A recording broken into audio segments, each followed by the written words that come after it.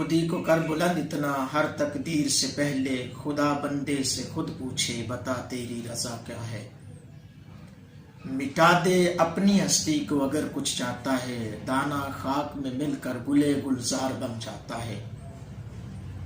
حضرات گرامی قدر، آج ہم اپنے ارد گرد دیکھیں ہم کس قدر اعمال کے حوالے سے پیچھے ہیں۔ زندگی ایک چند لمحات کی مہمان ہے۔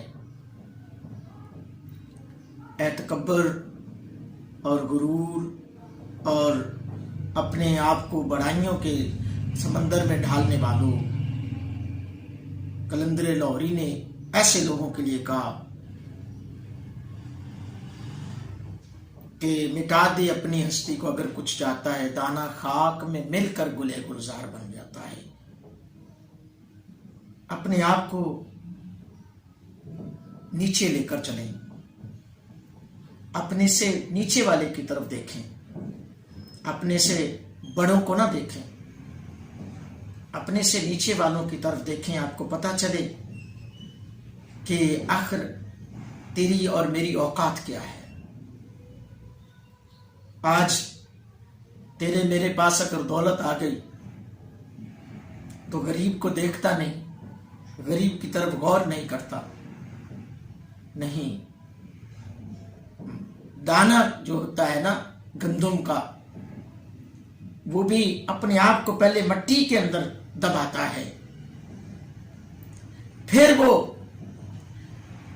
سردی گرمی کو برداشت کرنے کے بعد، مٹی کی سختیاں برداشت کرنے کے بعد پھر وہ نکلتا ہے، پھر سردیوں کو برداشت کرتا ہے، پھر گرمیوں کو برداشت کرتا ہے۔ سردی بھی آتی ہے گندم پہ، سردی بھی آتی ہے، گرمی بھی آتی ہے۔ سردی بھی برداشت کرتا ہے، گرمی بھی برداشت کرتا ہے، دھوپ اور چھاؤں کو برداشت کرتا ہے، اور ہواؤں اور آندھیوں کو برداشت کرتا ہے، پھر جا کر تیار ہوتا ہے۔ پھر بھی کھانے کے قابل نہیں ہوا، پھر بھی اس کو ایک اور پھر مشین سے گزرنا پڑتا ہے۔ پھر وہ مشین سے گزرنے کے بعد دانے بن جاتے ہیں، پھر بھی وہ اور کئی منزلوں سے طے ہوتا ہوا کھانے کے قابل نہیں بنا۔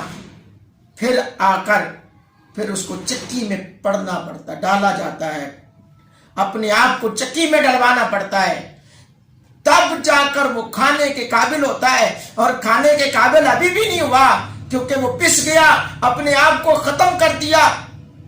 ختم کرنے کے بعد آج ہمیں ذرا سی تکلیف ہو جائے، ہم کہتے ہیں جی بس اللہ ہم سے ناراض ہو گیا، ہماری طرف رب کی توجہ نہیں ہے۔ ذرا پریشانی ہو جائے ہمارا یہ خیال ہوتا ہے کہ آج ہمیں پریشانی ہو گئی ہے۔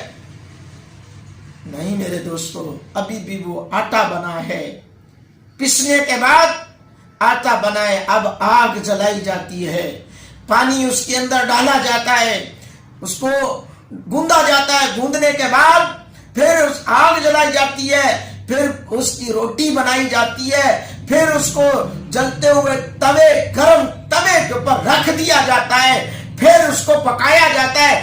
جب صحیح سے پک جاتا ہے پھر وہ کھانے کے قابل بنتا ہے۔ میرے دوستو ذرا غور کرو، اتنی صعوبتیں تو دانے نے اٹھائیں، تب جا کر اس کو اتنا مقام ملا کہ وہ کھانے کے قابل بن گیا۔ اس کو عزت کی نگاہ سے لوگوں نے دیکھا، اس کی غور کیا۔ میرے دوستو ذرا غور کر کے دیکھو، اسی طرح بندہ بھی اگر اپنی زندگی کی طرف غور کرے تو بندے کو پتہ چلے کہ آخر حقیقت کیا ہے، آخر تیری میری ویلیو کیا ہے، اوقات کیا ہے۔